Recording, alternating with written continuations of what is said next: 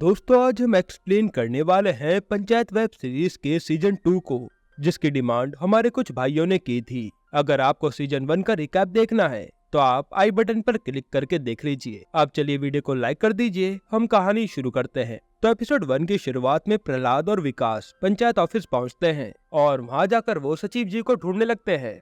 तभी वो देखते हैं कि सचिव जी तो पानी की टंकी के पास से आ रहे हैं। तब प्रहलाद सचिव जी से कहता है कि आज आप बड़े खुश लग रहे हो, जिस पर सचिव जी बताते हैं कि एक दिन मैंने रिंकी को पानी की टंकी पर चाय पीते हुए देखा था, तो मैंने सोचा मैं भी ट्राई कर लेता हूँ, बड़ा मजा आता है। तब प्रहलाद और विकास उसे टंकी के ऊपर जाने को मना करते हैं, जिस पर सचिव जी कहते हैं अच्छा ये छोड़ो, रिंकी की शादी का क्या हुआ? तो विकास कहता है कि वो तो समझो फिक्स हो ही गई। और फिर ये यहाँ से अपने काम पर चले जाते हैं जहाँ तालाब की खुदाई हो रही थी। वहीं अभिषेक अपना काम देख रहा था और विकास और प्रहलाद आपस में बात कर रहे थे कि सचिव जी का रिंकी के साथ चक्कर तो नहीं चल रहा।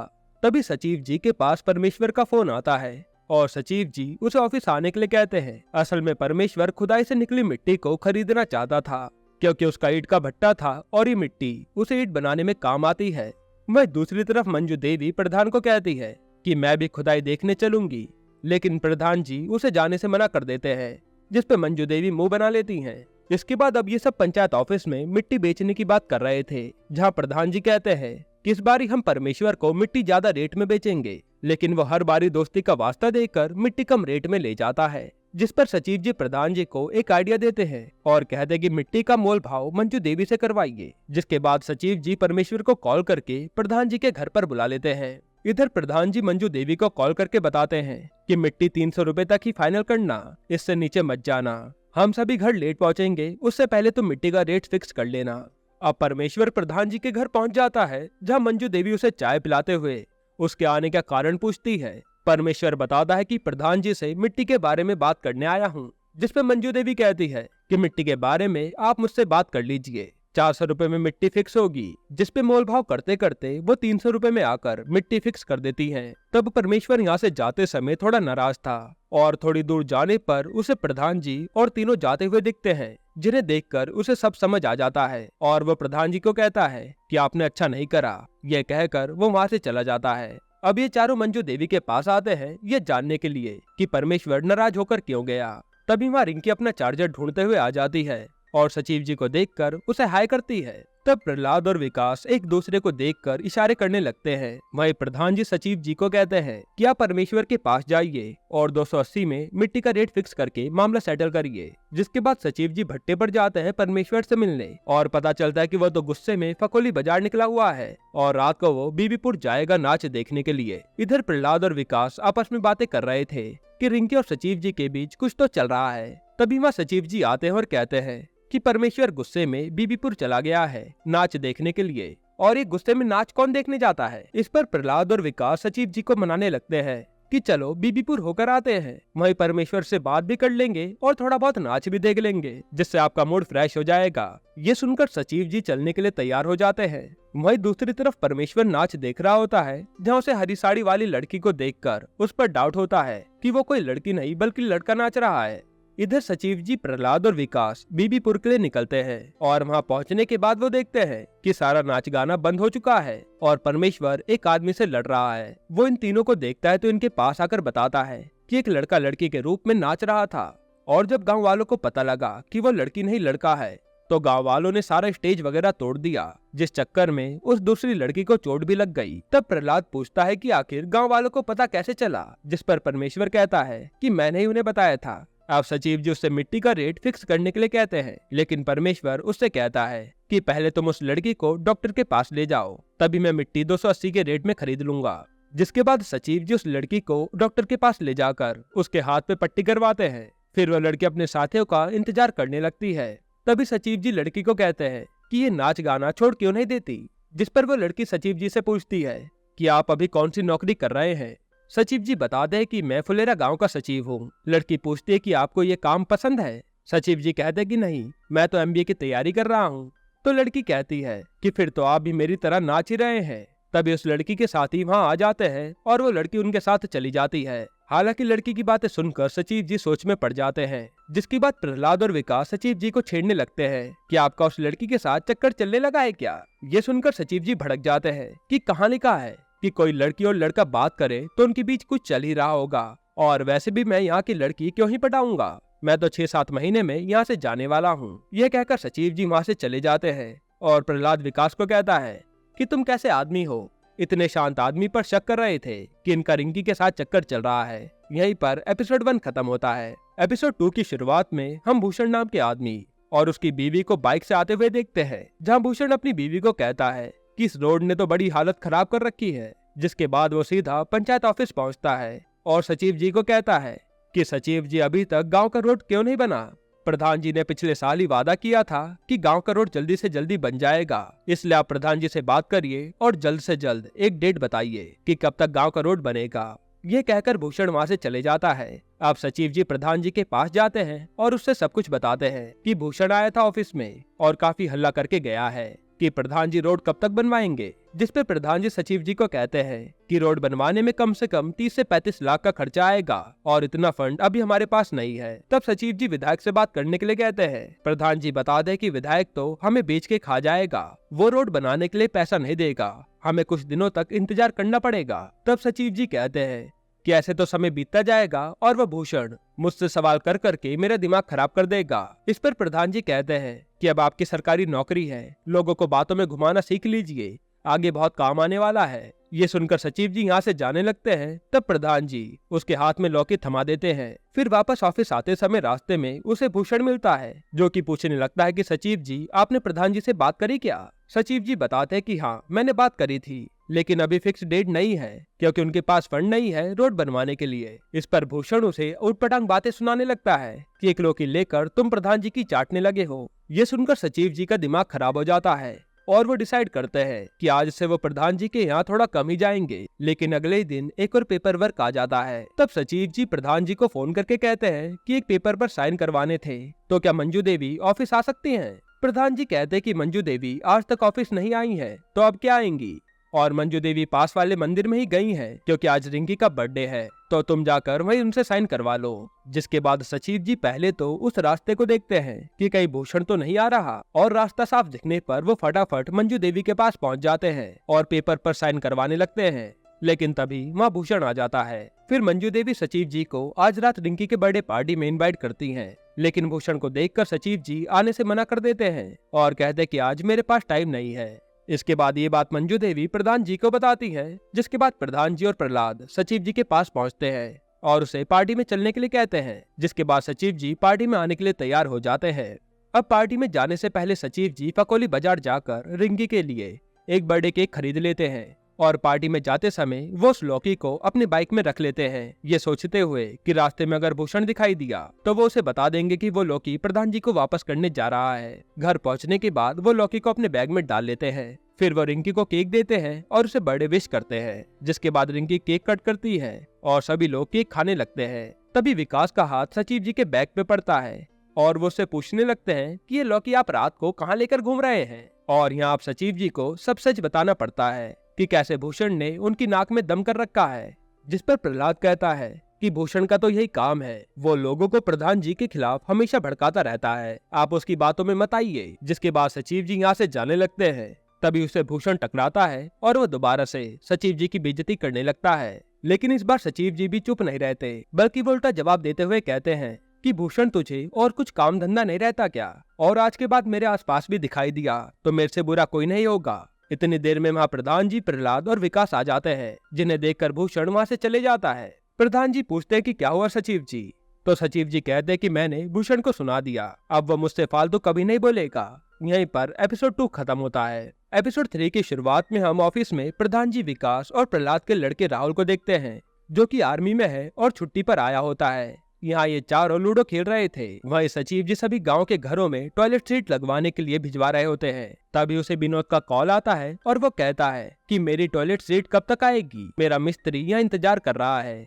जिस पर सचिव जी कहते हैं कि जैसे कोई मजदूर खाली होगा मैं तुम्हारी सीट भिजवाता हूँ। विनोद कहता है कि मैं खुद ही लेने आ जाता हूँ ना। मगर सचिव जी कहते कि ना तुम रहने दो, मैं बाइक से लेकर आता हूँ, तुम अपने मिस्त्री को रोक कर रखो। लेकिन विकास जब सीट उठाकर बाहर निकल रहा होता है तो चौखट पर उसका पैर टकरा जाता है और सीट उसके हाथ से फिसल कर टूट जाती है। जिसके बाद सचिव जी विनोद को फोन करके बता देते हैं कि तुम्हारी सीट टूट गई है, लेकिन मैं जल्द से जल्द तुम्हारी सीट मंगवाऊंगा, तो अभी के लिए तुम अपने मिस्त्री को वापस भेज दो। अब ये सुनकर विनोद बेचारा काफी दुखी हो जाता है। वहीं दूसरी तरफ रिंकी उस लड़के से बात कर रही होती है जिसके साथ उसका रिश्ता तय हुआ था, और उस लड़के को रिंकी का हम बोलना पसंद नहीं आता। जब भी रिंकी हम बोलती थी तो वो लड़का रिंकी को हम की जगह मैं बोलने के लिए कहता था। उधर विनोद के पास भूषण आता है और उससे पूछता है कि तुम्हारी सीट अभी तक क्यों नहीं लगी। तो विनोद बताता है कि मेरी सीट गलती से टूट गई है।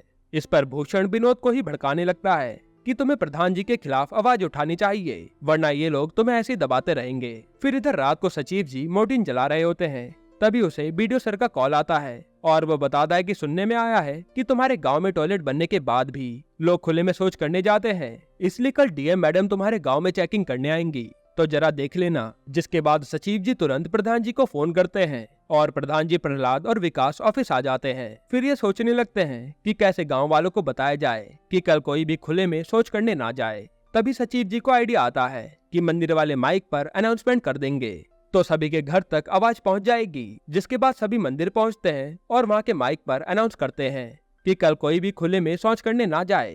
कल गाँव में डीएम मैडम आने वाली है, अगर कोई भी शौच करते हुए पकड़ा गया तो उसे 500 रुपए का चालान देना होगा।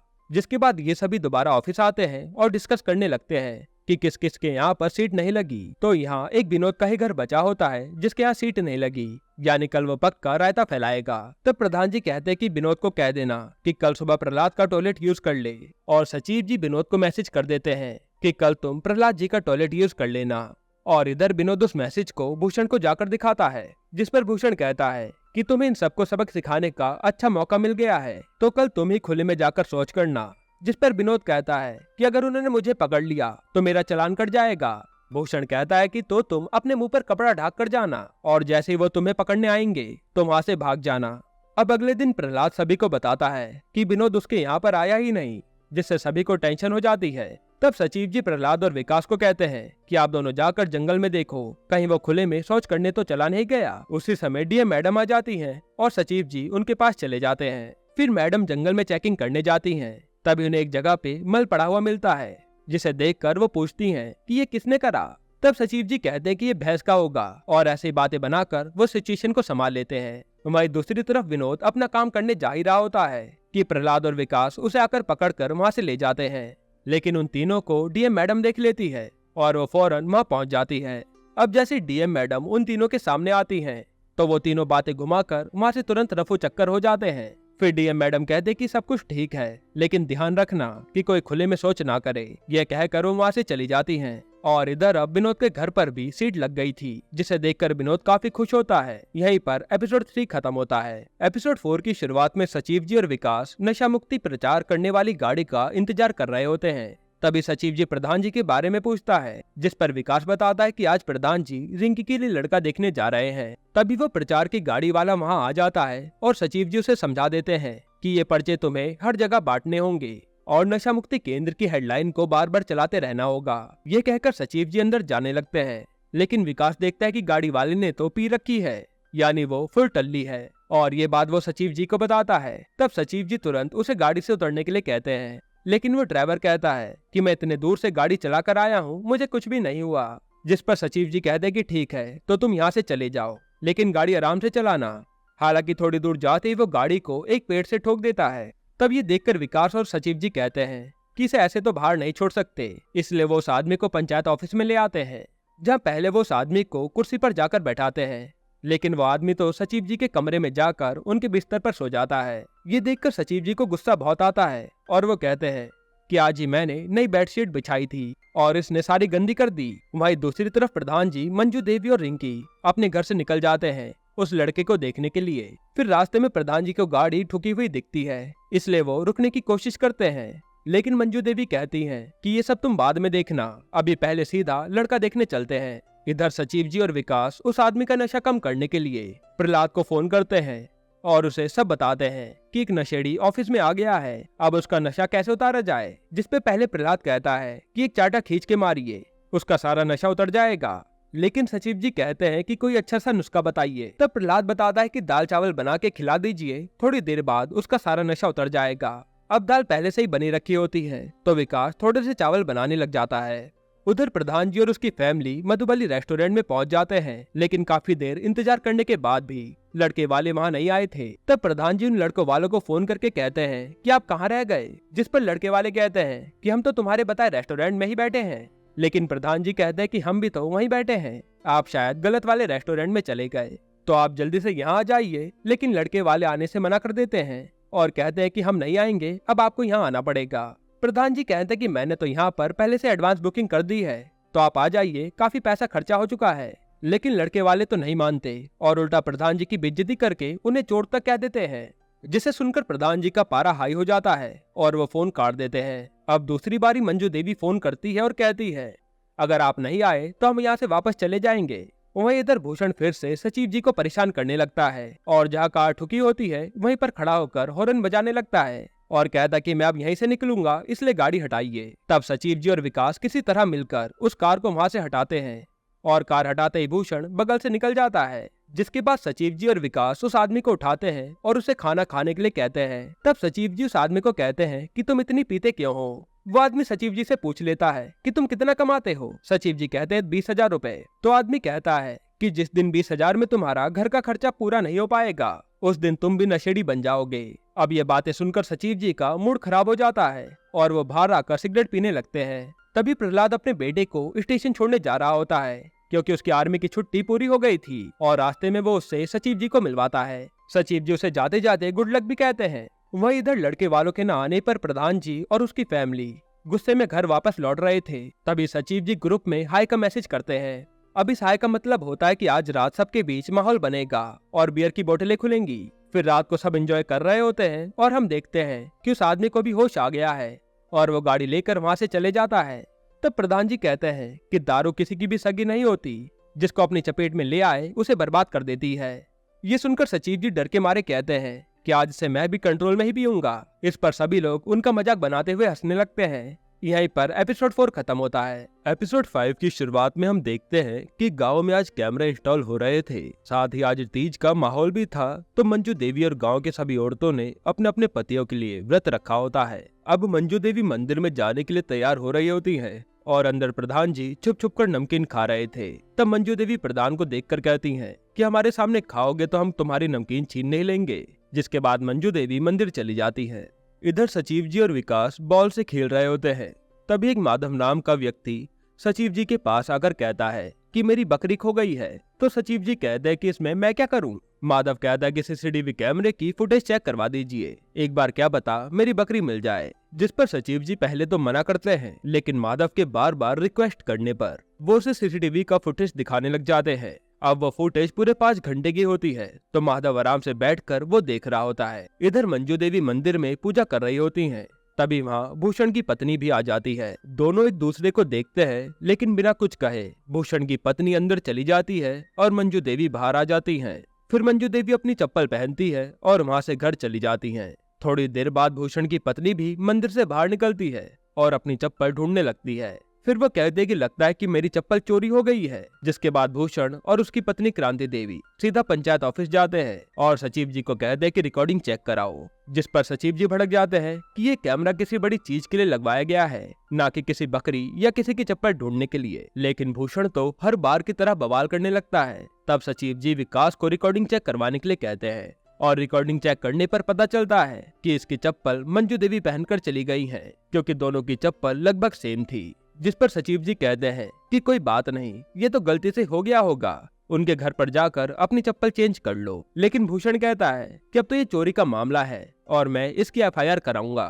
जिसके बाद सचिव जी और विकास प्रधान जी के घर पहुंचते हैं और मंजू देवी को कहते हैं कि आपको अपनी और उनकी चप्पल में फर्क नजर नहीं आया। अब भूषण पता नहीं क्या क्या करेगा।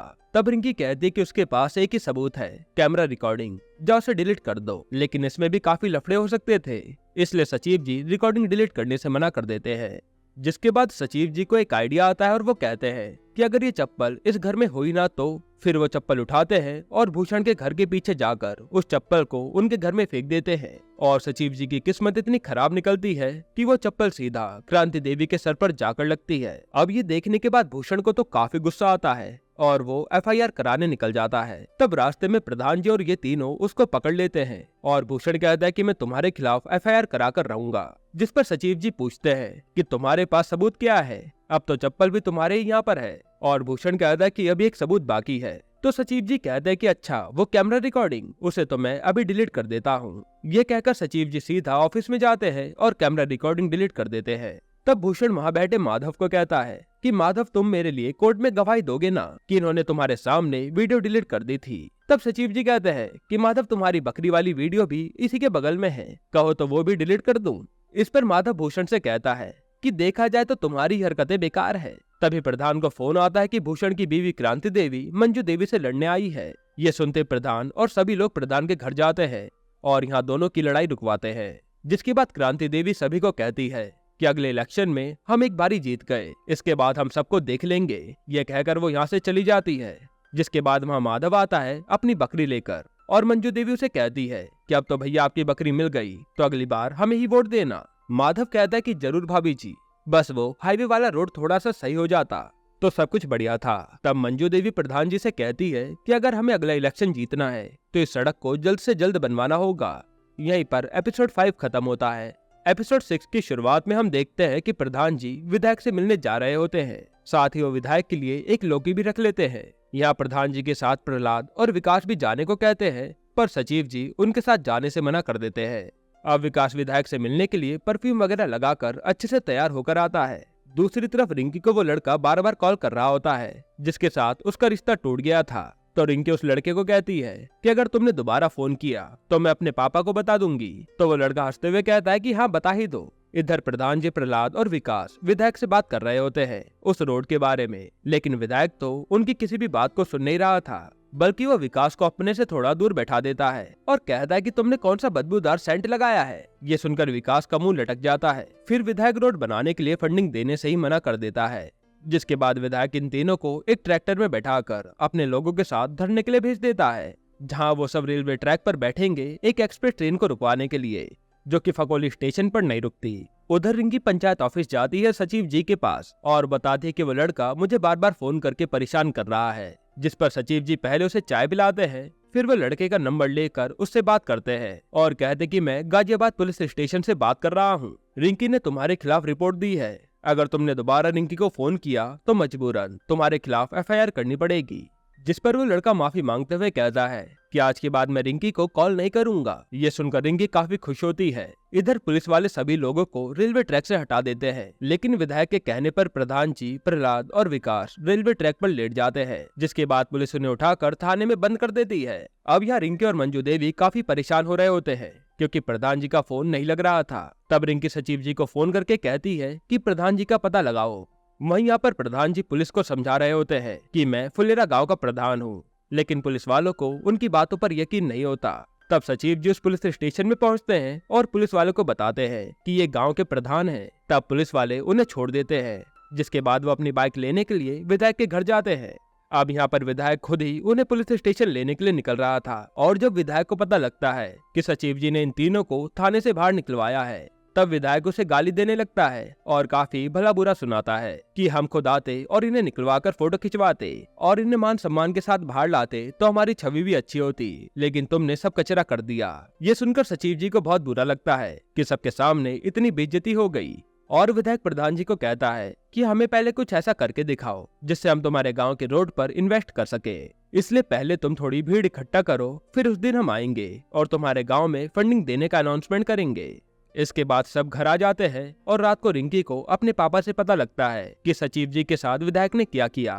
तब रिंकी मंजू देवी के फोन से सचिव जी का नंबर लेकर उससे बात करती है ताकि सचिव जी का मूड थोड़ा ठीक हो सके। यहीं पर एपिसोड 6 खत्म होता है। एपिसोड 7 की शुरुआत में हम देखते हैं कि प्रहलाद और विकास रोड पर गाड़ियों को रोक के उनसे चंदा इकट्ठा कर रहे होते हैं, क्योंकि गांव में 3 दिन तक अखंड कीर्तन चलेगा। जिसके बाद वहाँ सचिव जी का दोस्त सिद्धार्थ आता है और वो प्रहलाद और विकास को अपने इंट्रोडक्शन देता है। फिर वहाँ से वो सीधा पंचायत ऑफिस पहुँचता है और सचिव जी से मिलता है, जिसे देखकर सचिव जी काफी खुश होते हैं।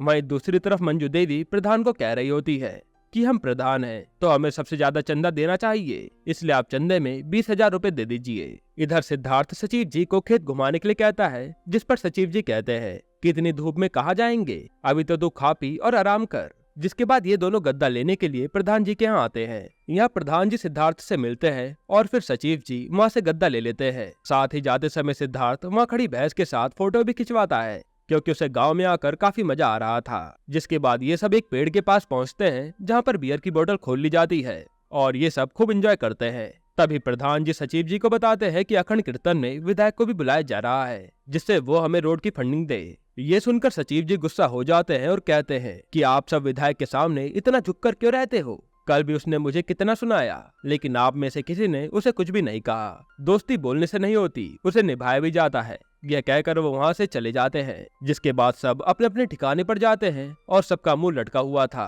तब सिद्धार्थ सचिव जी को कहता है कि सब तो चले गए, लेकिन ये बियर तो पड़ी है, तो क्यों ना हम दोनों पी लेते हैं। जिसके बाद सिद्धार्थ बियर लेने जाता है तो बियर वाली बाल्टी पर सांप बैठा होता है, जिसे देखकर सिद्धार्थ और सचिव जी की हालत खराब हो जाती है और सचिव जी तुरंत प्रहलाद को फोन करके बताते हैं कि ऑफिस में सांप आ गया है। जिसके बाद प्रहलाद, प्रधान जी और विकास लाठी लेकर ऑफिस पहुंचते हैं। फिर ये तीनों पूरे ऑफिस को छान लेते हैं, लेकिन इन्हें कहीं भी सांप नहीं दिखता। फिर जब सबके सोने का समय हो जाता है तो सिद्धार्थ यहाँ सोने से मना कर देता है, जिस पर प्रधान जी सचिव जी और सिद्धार्थ को उसके घर चल के सोने के लिए कहते हैं। तब सचिव जी प्रधान से आज के लिए माफी मांगते हैं और कहते कि अगर आप विधायक को बुलाना चाहते हैं तो उसे बुला लीजिए। तभी वहाँ की लाइट चली जाती है और इनकी बाहर लालटेन टांगने आती है। तब रिंकी और सचिव जी थोड़ी देर बातें करते हैं, जिन्हें देखकर सिद्धार्थ समझ जाता है कि इनके बीच जरूर कुछ तो चल रहा है और फिर ये दोनों सो जाते हैं। यहीं पर एपिसोड 7 खत्म होता है। एपिसोड 8 की शुरुआत में हम देखते हैं कि पूरा गांव अखंड कीर्तन करवाने के लिए पूरे उल्लास के साथ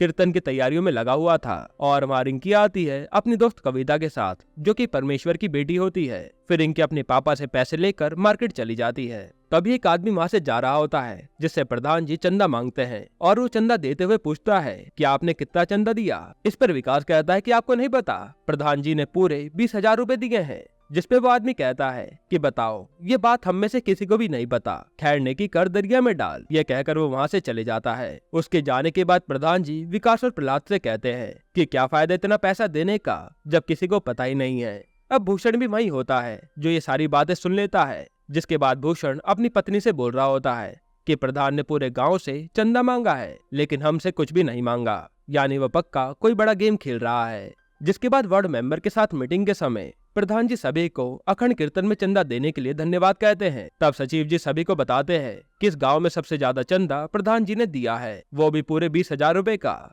ये सुनकर सब लोग ताली बजाते हैं। उसी समय वहाँ भूषण और उसकी पत्नी आते हैं। भूषण सभी के सामने कहता है कि वो भी इस कीर्तन में योगदान देना चाहता है। मेरा छोटा सा टेंट हाउस का बिजनेस है, तो कीर्तन के लिए जो भी टेंट, माइक वगैरह लगेगा वो सब मैं फ्री में दूंगा, जिसकी कीमत 30 से 35,000 है। और प्रधान से भी ज्यादा चंदा भूषण ने दिया था, जिस वजह से उसके लिए तालियां बज जाती है। फिर मीटिंग खत्म होने के बाद सब आपस में बैठकर बातचीत कर रहे होते हैं कि सारी वाहवाही तो वो भूषण ले गया। तब मंजू देवी प्रधान से विधायक को बुलाने के लिए कहती है, जिससे वो यहाँ आकर रोड फंडिंग की अनाउंसमेंट करे। ये सुनकर सचिव जी थोड़ा सा नाराज हो जाते हैं, लेकिन वो कहते कि कोई बात नहीं, आप विधायक को बुला लीजिए, वैसे भी यहाँ पर कुछ काम नहीं रहेगा, तो 3 दिन के लिए मैं अपनी माँ से मिलने जा रहा हूँ। जिसके बाद वो अपनी टिकट करवाने फकोली बाजार जाते हैं। फिर टिकट करवाने के बाद बाजार में उसे रिंकी मिलती है, जो कि उसे समोसा खाने के लिए इनवाइट करती है। और समोसा खाते समय सचिव जी रिंकी को बताते हैं कि वो 3 दिनों के लिए घर वापस जा रहे हैं। तब रिंकी उन्हें मनाने लगती है कि पूजा देखने के बाद ही घर जाइएगा। वहीं दूसरी तरफ प्रधान जी, प्रहलाद और विकास विधायक को अखंड कीर्तन में इनवाइट करने आते हैं, जहां विधायक आने के लिए तैयार हो जाता है, लेकिन वो कहता है कि उस सचिव को उस कीर्तन में मत रखना। जिस पर प्रहलाद कहता है कि विधायक जी, आप सचिव जी के बारे में ऐसा मत बोलिए, वो काफी अच्छे इंसान है। तब विधायक प्रहलाद को भी सुनाने लगता है, जिस पर प्रधान जी भी भड़क जाते हैं और कहते हैं कि अब मैं एक और शब्द नहीं सुनूंगा। और विधायक अब उन तीनों को घर से बाहर निकाल देता है। लेकिन इस बार ये तीनों भी अच्छे से विधायक को सुनाकर आए थे। फिर ये तीनों पंचायत ऑफिस पहुंचते हैं, जहां प्रहलाद सचिव जी को बताता है कि इस बारी विधायक को प्रधान जी ने काफी अच्छे से सुनाया है। ये सुनकर सचिव जी काफी खुश होते हैं। फिर प्रधान जी सचिव जी की टिकट फाड़ देते हैं और कहते कि अब आप 3 दिन बाद ही अपने घर जाइएगा प्रसाद लेकर, क्योंकि अब वो विधायक तो यहाँ नहीं आने वाला। जिसके बाद ये चारों बियर पीने लगते हैं, साथ ही सिद्धार्थ को वीडियो कॉल भी करते हैं। उसी समय प्रहलाद को कॉल आता है कि उसका बेटा शहीद हो गया है। ये सुनकर उसके पैरों के नीचे से जमीन खिसक जाती है। इसके बाद अगले दिन आर्मी वाले राहुल की बॉडी लेकर आते हैं और पूरा फुलेरा गांव राहुल के शहीद होने पर रो रहा होता है। तभी माँ राहुल को श्रद्धांजलि देने के लिए विधायक उस गाँव में पहुँचता है, जिस पर मंजू देवी, रिंकी और कुछ औरतें मिलकर उसका रास्ता रोक लेती हैं और उसे गांव से वापस जाने के लिए कहती हैं। दरअसल विधायक यहाँ पर भी अपना प्रचार करने आया होता है, लेकिन मंजू देवी ने उस औरतों के साथ मिलकर वापस भेज दिया था। जिसके बाद प्रहलाद अपने बेटे की चिता को आग देता है और फिर प्रहलाद अपने कमरे में जाकर 3 दिन तक बाहर नहीं आता। तब प्रधान जी, विकास और सचिव जी उससे मिलने जाते हैं और उसे पंचायत ऑफिस लेकर आते हैं, जहां प्रहलाद अपने आप को संभाल नहीं पाता और काफी फूट फूट कर रोता है। तब प्रधान जी उसे गले लगाकर चुप कराते हैं। इसके बाद अगले दिन प्रधान जी के घर पर एक लेटर आता है और जैसे मंजू देवी उसे रिंकी को दिखाती है तो रिंकी पढ़ के बताती है कि इसमें सचिव जी के ट्रांसफर की बात की गई है, यानी अब सचिव जी यहाँ से चले जाएंगे और ये ट्रांसफर उस विधायक ने कराया था। यहीं पर सीजन 2 खत्म होता है। दोस्तों, अब इसका सीजन 3 2 दिनों में आने वाला है, जिसका एक्सप्लेनेशन हम जल्दी ले आएंगे। इसलिए आप हमारे चैनल को भी सब्सक्राइब कर बेल आइकन दबा दीजिए। और अगर आपको हाल ही में आई एक बेहतरीन मूवी देखनी है तो आप ये वीडियो देख लीजिए।